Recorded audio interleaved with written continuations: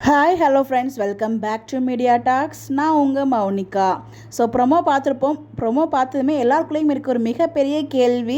So வெண்ணிலா வந்து பார்த்திங்கன்னா என்னோடய புருஷன் அப்படிங்கிற வார்த்தையை சொல்லும்போது, ஸோ நம்ம ஒரு ப்ரொமோ ஒரு எபிசோட் ஒன்று பார்த்துருப்போம்.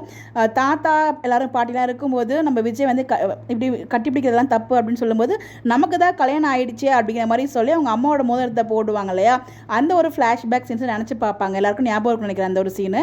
அதே மாதிரியே ப்ரெஸ் மீட்லேயே எங்களுக்கு கல்யாணம் ஆகிடுச்சு அப்படிங்கிற மாதிரி பைத்தியக்காரத்தனமாக ப்ரெஸ் மீட்லேயும் உளறிடுவாங்களோ வெண்ணிலா அப்படிங்கிற மாதிரி தான் தோணுது. எனக்கு தெரிஞ்சு சொல்லுவாங்கன்னு தான் நினைக்கிறேன்.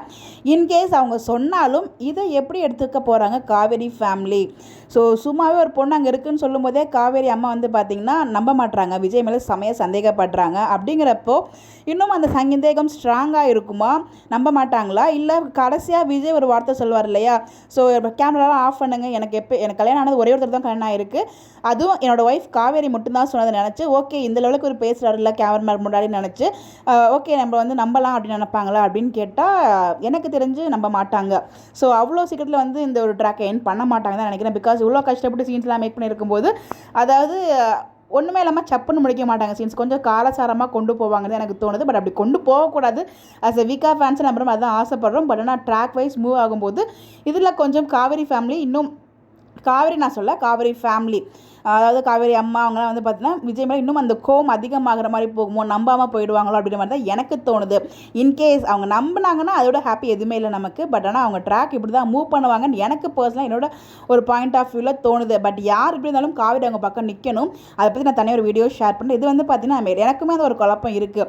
வெண்ணிலா வந்து பார்த்தீங்கன்னா அதை சொல்லிடுவாங்களோ, அதாவது மோதிரம் போட்டு விட்டாங்களோ அம்மாவோட மோதிரத்தை, அதை கண்டிப்பாக ப்ரெஸ் மீட்டில் ஷேர் பண்ணுவாங்க. அதுதான் எங்களுக்கு கல்யாணம் ஆயிடுச்சுன்னு சொல்லி தான் அவர் வந்து போட்டு விட்டார் அந்த மோதிரத்தை அப்படிங்கிற மாதிரி சொல்லுவாங்க. அது ஆக்சுவலாக ஒரு சின்ன டைலாக், சின்ன விஷயம் தான். அது ஏன் இவ்வளோ தூரம் வெளியில் பிடிச்சி வச்சுட்டு தொங்குறாங்கன்னு நமக்கு தெரியல.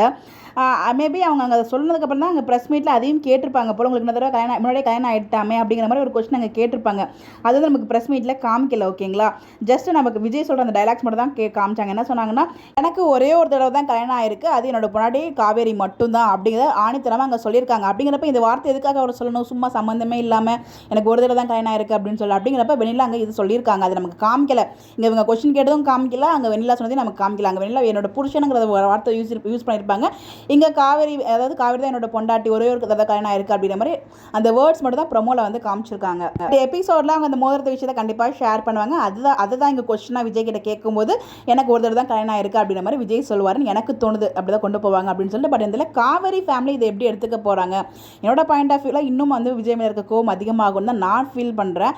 நீங்கள் என்ன நினைக்கிறீங்க? உங்களோட பாயிண்ட் ஆஃப் வியூ என்ன இருக்குன்னு சொல்லி அப்படின்னா மறக்காம கமெண்ட்டில் ஷேர் பண்ணுங்கள். மேக்ஸிமம் நம்ம ரிப்ளையும் கொடுப்போம், இல்லைனா நம்ம வீடியோவும் ஷேர் பண்ணுவோம். இந்த மாதிரி அப்டேட் தெரிஞ்சுக்க நம்மளோட சேனலை ஃபாலோ பண்ணிக்கோங்க. Bye bye.